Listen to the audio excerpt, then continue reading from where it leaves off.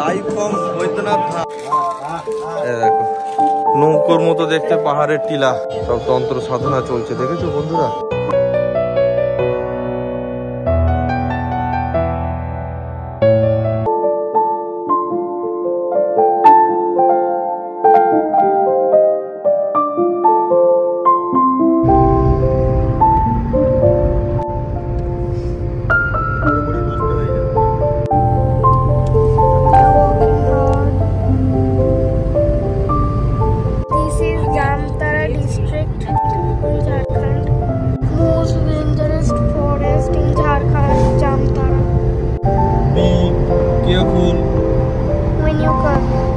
এটা হলো ঝাড়খণ্ডের পাহাড়। এখন ঝাড়খণ্ডে পুরো এন্টার করে গেছি, আর 20 কিলোমিটার আছে আমাদের দেওঘর। তো দেওঘর যাচ্ছি এই পথ থেকে, ভেতরের পথ দিয়ে ধরেছি, তো পাড়ার মধ্যে দিয়ে যাচ্ছি। তো সামনে দেখো কি সুন্দর একটা পাহাড়, আর এখান থেকে বাঁদিক বেঁকে যাবো, এখান থেকে বাঁদিক গেলেই দেওঘর।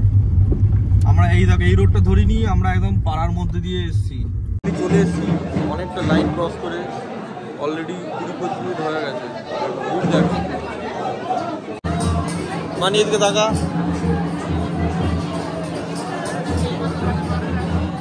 ওই ওটা দিদিমা। আমরা বৈদ্যনাথের একদম ভেতরে চলে এসেছি। এই দেখো ওপর থেকে আবার নামবো। লাইভ ফ্রম বৈদ্যনাথ ধাম। বৈদ্যনাথ ধাম দেওঘর, বাবা বৈদ্যনাথের মন্দির। দেখে নাও বাবা বৈদ্যনাথের মন্দির। এই যে এখানে এসে জল দেওয়া হয়ে গেছে। এবার মা পার্বতীর মন্দিরে যাব, মা পার্বতীর মন্দিরে গিয়ে জল দেব। জায়গাটা দেখো, চলো চলো চলো চলো।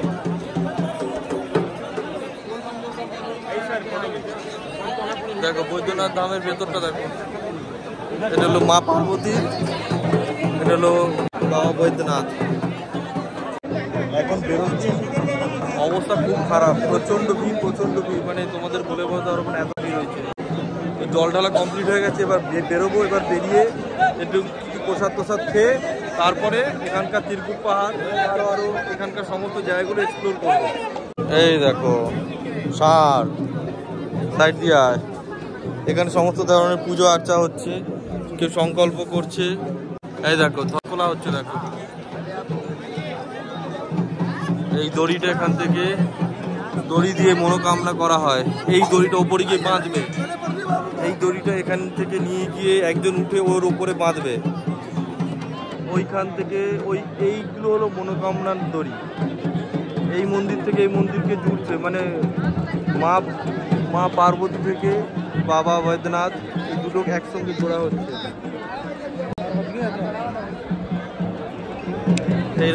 আমার কাছে থাক, এরমভাবে গিয়ে জুড়ে গিয়ে মনোকামনার জন্য এখানে সবাই প্রার্থনা করছে। তো দেখতে পাচ্ছ মোটামুটি যদি এখানে তোমরা লাইন দাও, মোটামুটি আধা ঘন্টা থেকে 1.5 ঘন্টার মধ্যে তোমরা ওইখান থেকে শুরু করে ভেতরে গিয়ে বৈদ্যনাথ ধামের একদম ডাইরেক্ট গিয়ে জল দিয়ে দিতে পারো। জল ঢালতে মোটামুটি ঠাকুরের মাথায় জল ঢালতে 1 ঘন্টা তোমার হাতে সময় নিয়ে আসতে হবে। 1 ঘন্টার মধ্যে সমস্ত কিছু হয়ে যাবে।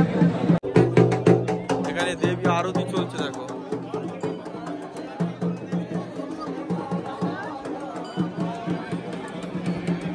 বাবা বৈদ্যনাথ ধামের এখানে আরতি চলছে। এখানে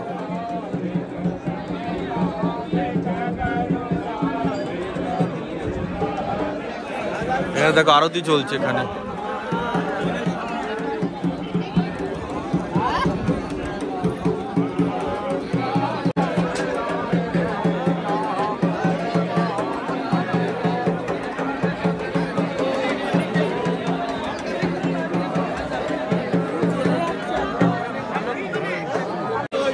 এখানে দেখো আহুতি দেওয়া হচ্ছে।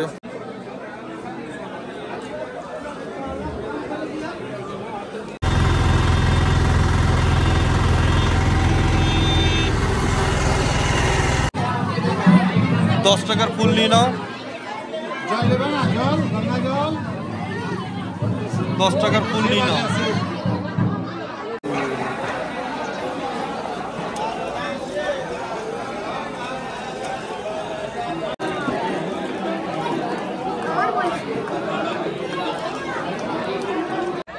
তো বন্ধুরা এই মুহূর্তে আছে আমি ভগবান বাসুকীনাথ মন্দিরে। ভগবান বাসুকী ছিল একজন সর্পদেবতা, যিনি শিবলিঙ্গে বলিদান করেছিলেন। ভগবান বাসুকীনাথ মন্দিরে শিব পার্বতীকে একসঙ্গে মুখোমুখি স্থান করে এখানে নির্মিত করা হয়েছে। একে এই বাসুকীনাথ ধামকে শিব ঠাকুরের দরবার বলে এখানে পরিচিত আছে। তোমরা যদি বৈদ্যনাথ ধামে এসে থাকো তো তোমাদেরকে অবশ্যই ভগবান বাসুকীনাথের মন্দিরে আসতেই হবে, কারণ বৈদ্যনাথ ধাম যদি ওখানে পুজো দিয়ে থাকো বা ওখানে ভিজিট করে থাকো, তাহলে এখানে না এলে তোমার যে যাত্রা সেটা অসম্পূর্ণ বলে মনে হবে। তাই অবশ্যই ভগবান বৈদ্যনাথ ধাম গেলে বাসুকীনাথ ধামে আসতেই হবে।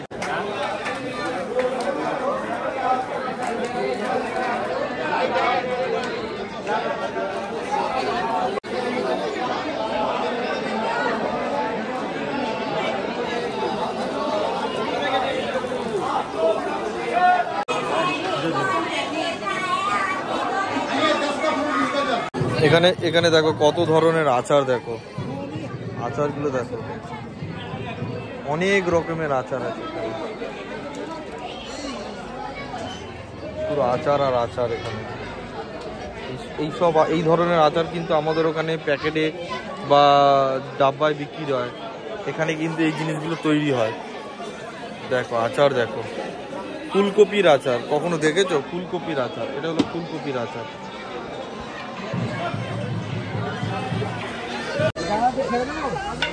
তো বন্ধুরা এই সময় এসে গেছে আমি তিরকুট পাহাড় যাচ্ছি। হ্যাঁ, তিরকুট পাহাড়ে এখানে যা বাঁদরের উৎপাত। এই তিরকুট পাহাড়ের এখানেই কিন্তু সেই রোপওয়ের অ্যাক্সিডেন্টটা হয়েছিল ঝাড়খণ্ডের, যেখানে অনেকজন মারা গেছিল এই তিরকুট পাহাড়ের রোপওয়েতে। তো তারপরের থেকেই তিরকুট পাহাড়ের রোপওয়ে বন্ধ হয়ে গেছে। চলো তো তোমাদেরকে একটু পাহাড় ভ্রমণটা করিয়ে দিই। এখন এই সিঁড়িগুলো হয়ে গেছে, সাইডে দোকানপাট দেখতে পাচ্ছ কত।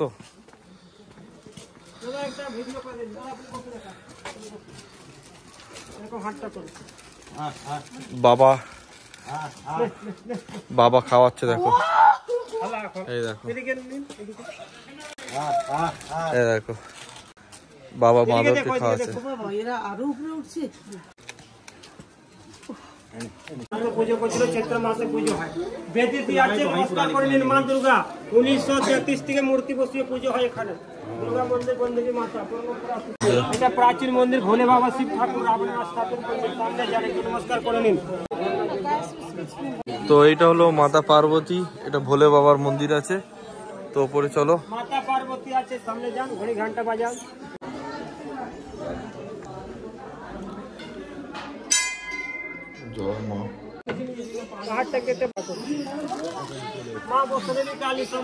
এটা মা বৈষ্ণো দেবী কালী।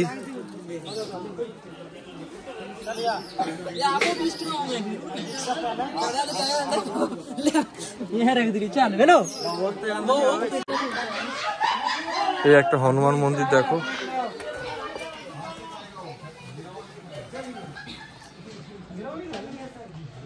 মা গেছে হনুমান মন্দিরে। পাথরের নিচে হনুমানের মূর্তি স্থাপিত হয়েছে।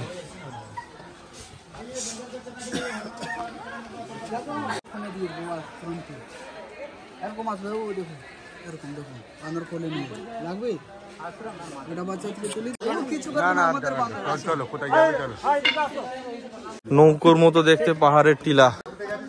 জয় দয়ানন্দ, খুব সুন্দর।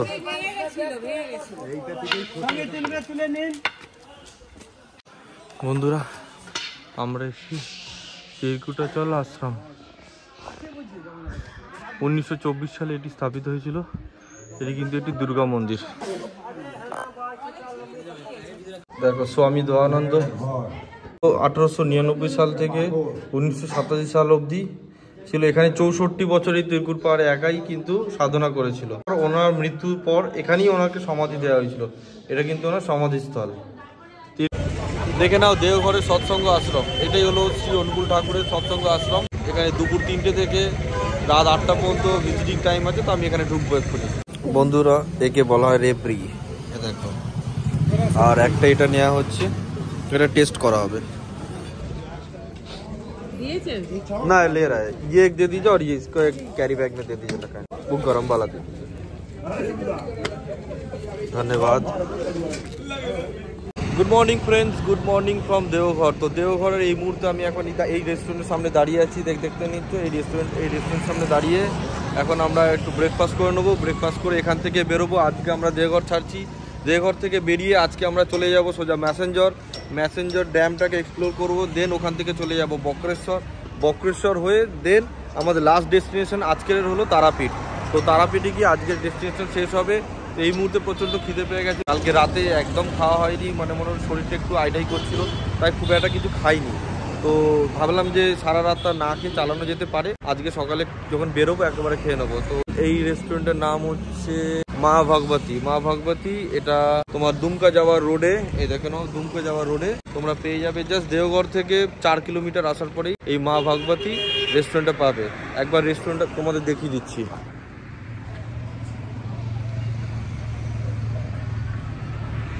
চলো দেখা হবে ব্রেকফাস্ট টেবিলে। বন্ধুরা আমাদের খাওয়া এসে গেছে, এই লুচি তরকারি, বাহ বেশ ভালো তরকারি, মটর দিয়ে তৈরি হয়েছে। দিদিমা খাওয়া শুরু করে দিয়েছে, তাহলে আমিও খাওয়া শুরু করে দিয়েছি। মানিও দিকে খাচ্ছে, তরকারিটা ভালো। চলো খাওয়া দাওয়া, এদিকে খেলা দেখতে দেখতে আমরা খাবো।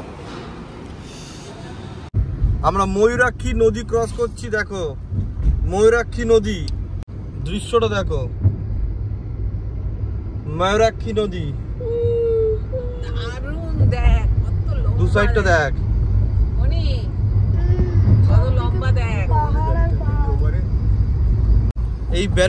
এই ব্রিজটা নতুন হয়েছে, খুব ভালো। একটু পাড়ার মধ্যে দিয়ে এসে এই ব্রিজটা পড়ে। তোমরা কখনো যদি আসো তো দুমকা থেকে একটু এগিয়ে ডান দিকে একটা কেটে যাচ্ছে কামড়াবাদের দিকে। তো কামড়াবাদের দিকে যদি চলে আসো তাহলে এই নতুন ব্রিজটা দেখতে হবে, তা নাহলে ওই ব্রিজটা দিয়ে যেতে হবে। এই মুহূর্তে দাঁড়িয়ে এখন একটু ঝালমুড়ি নিচ্ছি, এই দেখো। তো ম্যাসেঞ্জর ড্যামে চলে এসেছি, এবার আস্তে করে ঝালমুড়ি মাখানোটা দেখো। অনন্তবাবুর ঝালমুড়ি, ম্যাসেঞ্জর ড্যামে খুব বিখ্যাত অনন্তবাবুর ঝালমুড়ি। এরম একদম এখান থেকে একটা ছাড়া হয় হালকা করে।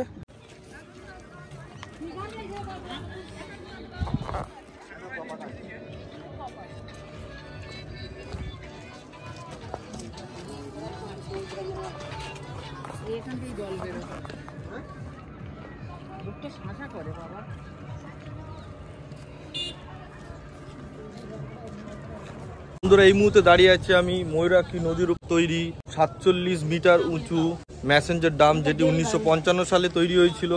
এই ড্যামটিতে আসতে গেলে তোমরা যদি ট্রেনে করে আসো তাহলে এখানে নিয়ারেস্ট রেলওয়ে স্টেশন হচ্ছে সিউড়ি বা দুমকা। এই দুটো রেলওয়ে স্টেশনে নেমে ওখান থেকে তোমরা টোটো, অটো বা বাসেও এই ম্যাসেঞ্জর ড্যামে আসতে পারো। তো এখানে দেখতে পাচ্ছ, দেখলে কিরকম ভয় লাগছে, দেখো এই জায়গাটা কত নোংরা আবর্জনা এর মধ্যে রয়ে গেছে। দেখো ওখানে বেশ কিছু লোকেরা ফটোশুট করছে।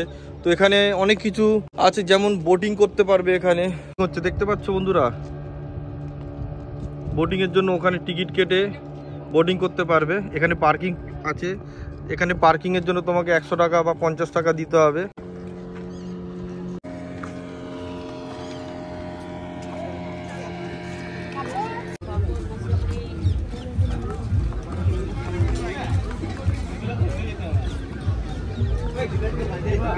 ভাই এগুলোর কি দাম আছে? কোন কালারটা নিবি দেখ, অত কাঁচ নিয়ে যেতে আমার তো ভেঙে যাবে না, আমাদের গাড়ি করে নিয়ে যেতে যেতে তো ভেঙে যাবে। দুটো নিয়ে নে, কোনটা নিবি দেখ। সবুজ নিবি, একটা বের করে নে। আর একটা কোনটা?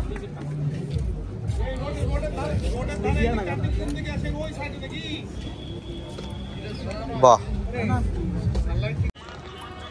জয় তারা জয় মা তারা, জয় মা তারা। মামা খ্যাপা, এই দেখো জয় তারা জয় মা তারা, জয় মামা খ্যাপারে পুরো অন্ধকার আছে। তারাপীঠ পুরো অন্ধকার, তারাপীঠ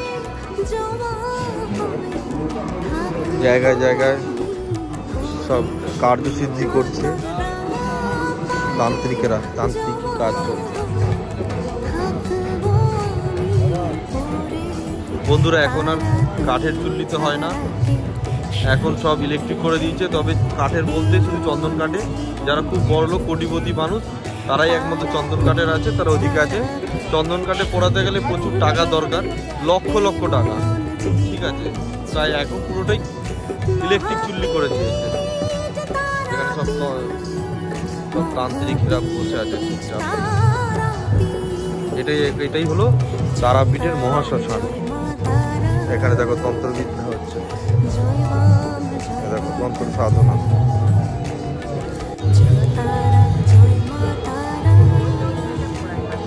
অঘরী বাবা, শ্রী শ্রী বাবা যোগী রবি, হ্যাঁ সব তন্ত্র সাধনা চলছে, দেখেছো বন্ধুরা?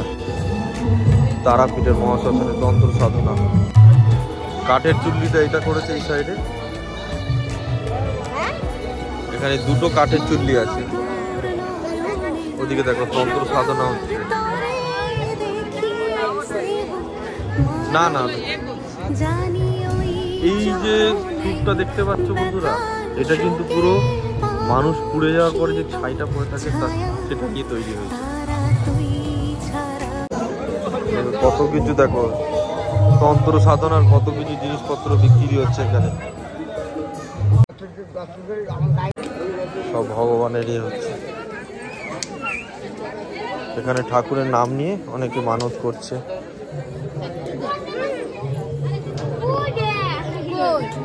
তো বন্ধুরা, তারাপীঠ সতীপীঠে আমি চলে এসেছি।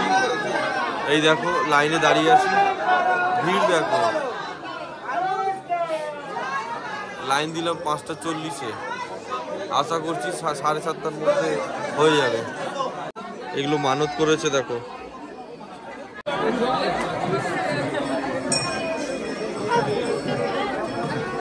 দেখো বন্ধুরা, তারাপীঠের ভিড় দেখো সকালবেলায়। সেইখান থেকে আমরা লাইন দিয়ে এসেছি 5:30 থেকে। এখন আপাতত 1 ঘন্টা হয়ে গেছে, আরো 1 ঘন্টা লাগবে। এখানে যারা মনোকামনা করে তারা এখানে একটা করে ঢিল বাঁধে, আবার যখন মনোকামনা পূর্ণ হয়ে যায় যে কোনো একটা এসে ঢিল খুলে দেয়। দেখো মন্দির প্রাঙ্গণটা দেখো উপর থেকে। এই হলো মায়ের মন্দির, আমরা এখানে এসে গেছি। এবার আস্তে আস্তে ওই গর্ভগৃহের দিকে যাব। বন্ধুরা একদম মায়ের গর্ভগৃহের কাছে চলে এসেছি। এই হাতে ফুল নিয়ে মায়ের কাছে যাব। এখানে একটাই মালা আছে,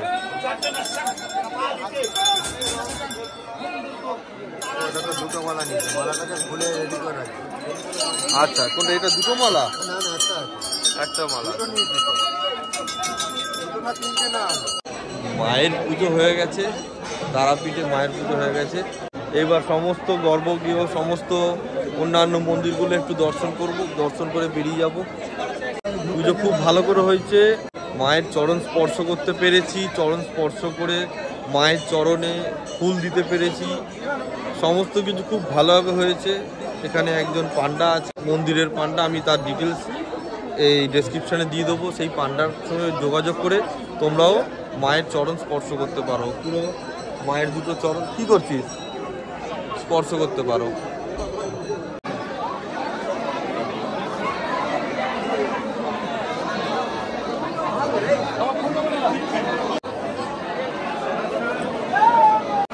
তো বন্ধুরা দেখো, এটা হলো মায়ের মন্দির, মা তারার মন্দির, এটা মূল মন্দির, ঠিক আছে। এর সঙ্গে লাগোয়া আরো অনেক মন্দির আছে, দেখেছো, ঠিক আছে, অনেক মন্দির আছে। তো পাঁঠাবলি থেকে শুরু করে সমস্ত কিছুই আছে। তো সমস্ত মন্দিরগুলোই তোমাদের কাছে ঘুরে দেখাবো। লাইনটা ঠিক এইরকমভাবে গিয়ে ওই দিক থেকে গিয়ে ওই দিক থেকে একদম বাইরে থেকে এসছে। চলো তোমাদের সব কটা মন্দিরগুলো একটু একটু করে দর্শন করাই। এটা ভোলেনাথের মন্দির, এটা বাবা ভোলেনাথের মন্দির, তলায় শিবলিঙ্গে প্রণাম করেছিস?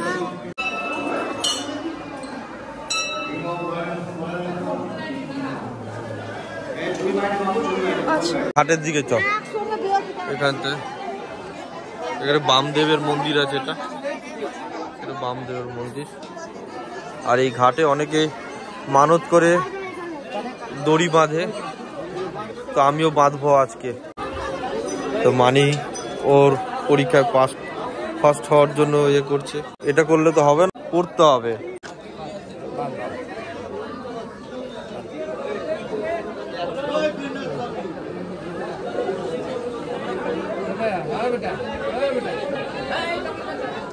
ভগবানের নামে এখানে মনোকামনা করা হচ্ছে। এখানে ধূপকাঠি ও মোমবাতি জ্বেলে ভগবানের মনোকামনা করা হচ্ছে। এখানটা বলি হয়, পাঠা বলির জন্য দেখো যাচ্ছে, সব নিয়ে যাচ্ছে। এখানে বলি হবে একটু পরে বলি দেখানো হবে। চল তোমাদের বলি দেখাবো কিভাবে বলি হয়, তবে সেই ভিডিওটা তুলবো না।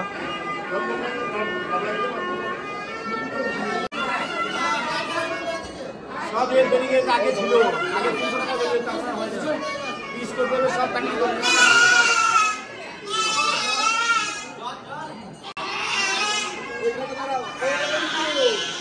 আর না এই জানা থেকে সব বলি হবে।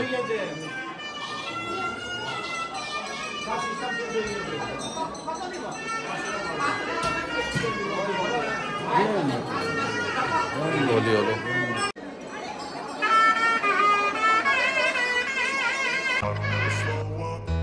Take shit, I got no love for the fakeness. If you wanna play tough and wanna hate this, I'll always show up.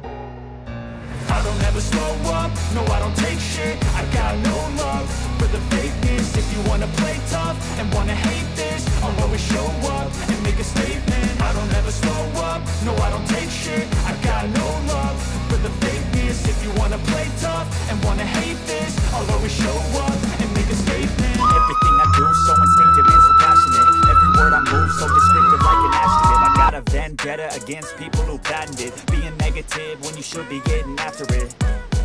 I got facts over tracks, this and that. Spitting slow, spitting fast. I could roast, I could gas. Think I'm okay at last, but I don't know if that can erase all the past. And the pettiness, a reflection of the emptiness. Hilarious, you think you're worth my time, you're delirious. Mysterious, because you hide behind a fake exterior. Inferior, you know I'll always be a bit superior. Get off of me, this ain't no humble brag. I want you to hear words, you can say them back. I want you to feel free from the chains at last, and to believe in what you got, it was built to last, yeah. Now that I've been through that, I never got anyone's help. I had to do it all myself. Tarapith থেকে মাত্র 10 kilometre দূরে বীরচন্দ্রপুরে এই মন্দিরটি আছে, যেটা ইসকনের নামেও পরিচিত। চলো তোমাদের এই মন্দিরের ভেতরে দর্শন করি, দেখাই। তো বন্ধুরা, আমি এসে গেছি নিতাই বাড়ি। এই দেখতে পাচ্ছ আমার পেছনে আছে নিতাই বাড়ি। তো ভেতরে মোবাইল নিয়ে যাওয়া প্রবেশ নিষেধ, তো আমি বাইরে থেকে আপাতত ভিডিওটা করলাম। তো এটা নিত্যানন্দের জন্মস্থান, স্বামী নিত্যানন্দের জন্মস্থান। চলো এখান থেকে এবার চলে যাবো আমরা জগন্নাথ মন্দিরে। এই সামনের কাউন্টারে আপনাদের জুতো এবং মোবাইলটি এখানে ব্যাগেজ করিয়ে তবেই আপনি কিন্তু ভেতরে ঢুকতে পারবেন। এই মুহূর্তে আমি দাঁড়িয়ে আছি প্রভু বাঁকা রায়ের শ্রী মন্দির। দেখতে পাচ্ছ প্রভু বাঁকা রায়ের শ্রী মন্দির। এই মন্দিরে ছবি তোলা এবং মোবাইল ইউজ করার নিষিদ্ধ, তাই আমি তোমাদের বাইরে থেকেই দেখিয়ে দিচ্ছি। তারাপীঠের মন্দির থেকে মাত্র 39 কিলোমিটার গাড়ি চালালেই আপনি পৌঁছে যাবেন মা নলাটেশ্বরী মন্দির। এটি খুব জাগ্রত মন্দির নামে পরিচিত এবং এটিও এই 51 পীঠের মধ্যে একটি পীঠ।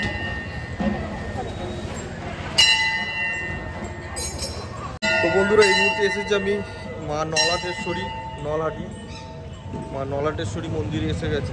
তো দেখতে পাচ্ছ মন্দিরের গর্ভগৃহে বা ভেতরে কোনো ভিডিও করা যাবে না, তাই এখান থেকেই করছি। এটা মা নলাটেশ্বরী হলো, এটা 51 পীঠের মধ্যে একটা পীঠ বলে মনে করা হয়। এই মুহূর্তে আমি এসেছি রবীন্দ্রনাথ ঠাকুরের মিউজিয়ামে। তো রবীন্দ্রনাথ ঠাকুরের তৈরি যে মিউজিয়াম, ওনার ইউজ করে যে সমস্ত জিনিসগুলো, যেগুলো আজকের দিনে আমাদের কাছে খুব মূল্যবান, আজকে আমরা সেই মিউজিয়ামে ঢুকবো। রবি ঠাকুরের এই মিউজিয়াম থেকে বেরোচ্ছি।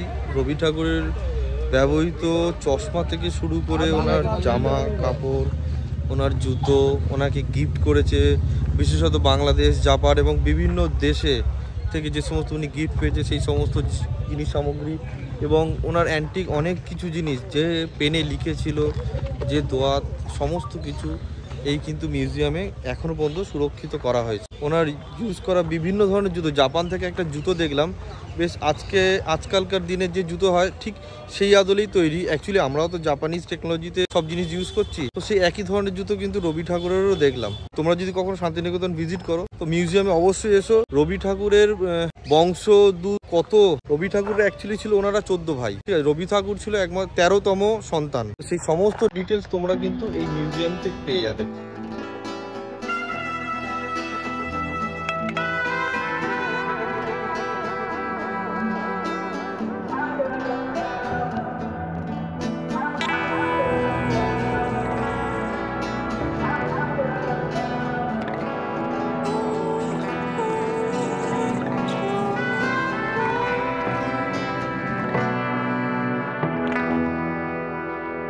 Body.